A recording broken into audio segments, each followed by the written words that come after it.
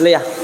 சீத்தை ஒத்து இல்லவே இல்லை, நான் பார்க்கவே இல்லை, இல்லை நான் பார்த்தேன் அவள் பாட்டில் சந்தோஷமாக இருந்துட்டு இருக்கா, ஒன்றும் நினைக்கவே இல்லை சொல்லியிருந்தாருன்னா என்ன ஆயிருக்கும்?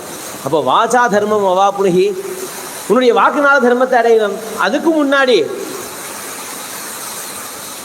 சம்பாதின்னு ஒருத்தர் இருந்தார், ஜட்டாயுஸோட அண்ணா. ஜட்டாயு நமக்கு எல்லாருக்கும் தெரியும். அவருடைய அண்ணா ஒருத்தர் இருந்தார், சம்பாதின்னு கூட பிறந்தவர். அருணன்னு சூரியனுக்கு சாரதி, அவருக்கு தொடர் ரெண்டும் கிடையாது, அப்படி ஒரு சாரதி அவருக்கு. அந்த அருணனுடைய 2 புள்ள, சம்பாதின்னு ஒருத்தர், ஜட்டாயுஸ்னு ஒருத்தர். நம்ம அப்பா தானே தேர் ஓட்டுறா, நம்ம அப்பாவை போய் பார்த்துட்டு வருவோமேன்னு சூரிய மண்டலத்தை நோக்கி போனாலாம், முடியல. 2 பேருக்கும் ரக்கையெல்லாம் எரிய ஆரம்பிச்சுட்டான். அப்போ அண்ணா என்ன பண்ணாராம், தம்பியை காப்பாற்றுவோமேன்னு ஜட்டாயுஸுக்கு மேலே பறந்தாராம். தன்னுடைய ரக்கையை வச்சு ஜட்டாயுஸை மறைச்சாராம். பாசம்ங்கிறது எப்படி இருக்கு பாருங்க. பட்சிகளுக்கும் உணர்வு உண்டு, ஜீவராசிகளுக்கும் உணர்வு உண்டுன்னு சொல்லி கொடுத்த தர்மம் சனாதன தர்மம். எந்த ஜீவனையும் ஹிம்சை பண்ணக்கூடாது. ஜீவகாருண்யம்னு அதுக்கு பேரு, மனுஷ காருண்யம் இல்லை. மனிதாபிமானம்னு பேர் வைக்கல, அதுக்கு ஜீவகாருண்யம்னு பேர் வச்சா. அப்ப அது ஒவ்வொரு ஜீவனும் இன்னொரு ஜீவன்கிட்ட காட்டக்கூடியதான ஒரு விஷயம்பா. நீ மனுஷங்கிறதுனால தனியா காட்டல, எல்லா ஜீவனுக்கும் கருணைங்கிறது ஒண்ணு இருக்கு.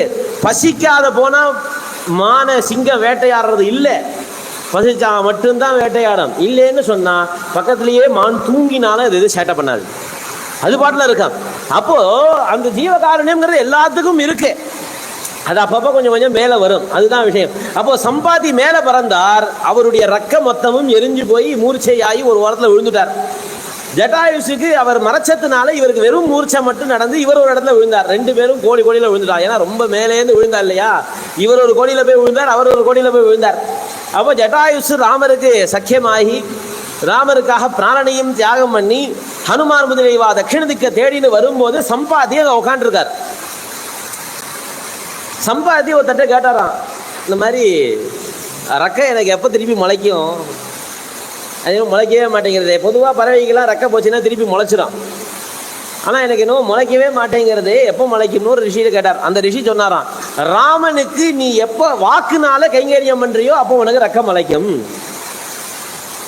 ஹனுமான் முதலில் எல்லாரும் சமுத்திர தீரத்துக்கு வந்து பிராண தியாகம் பண்ணிடலான்னு உட்காந்துட்டா.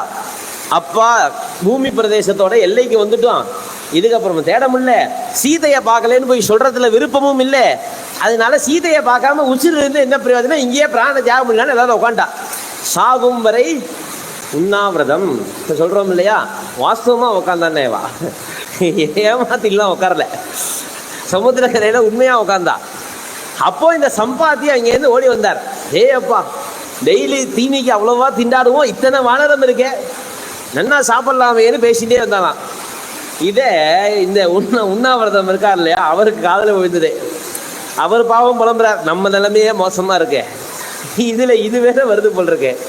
அப்பா ஜட்டாயுசும் கழுகு இதுவும் கழுகா, என்னையா சாமி படப்பு, ஒரு மனுஷனுக்காக ஜீவனை விட்ட ஜட்டாயுஸ் எங்க, இதை கடிச்சு சாப்பிட்றேன்னு வரக்கூடிய இந்த பட்சி எங்கன்னு பேசிட்டு ஜட்டாயுன்னு உடனே தன்னுடைய தம்பி பேரை சொல்றான்னு அவருக்கு ஆசை வந்துடுது. வந்து கேட்டார், நம்ம ஜட்டாயுஷை தெரிஞ்சிருக்கேன், ஜட்டாயுஷை எங்கேயாரும் பார்த்தேலா, அவன் எப்படி இருக்கான், என்ன ஏது என்னாச்சு, இந்த மாதிரி விஷயம் நடந்து போச்சு, ஜட்டாயுஷை வதம் பண்ணிவிட்டான்.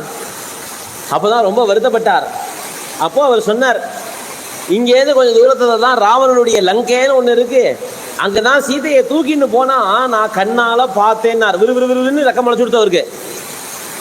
வாசிக கைங்கரியம் சொன்னாலே போருமானது, நன்னா இருப்பா.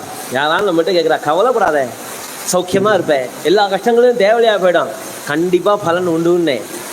அதை நம்மளால தீர்த்து வைக்க முடியுமோ முடியாதோ, ஆனா சொல்லணும், சுவாமி இருக்கார், காப்பாற்றுவார், நன்னா தான் இருப்பே, கவலைப்படாதே, இந்த வார்த்தைகளை சொல்லணும்.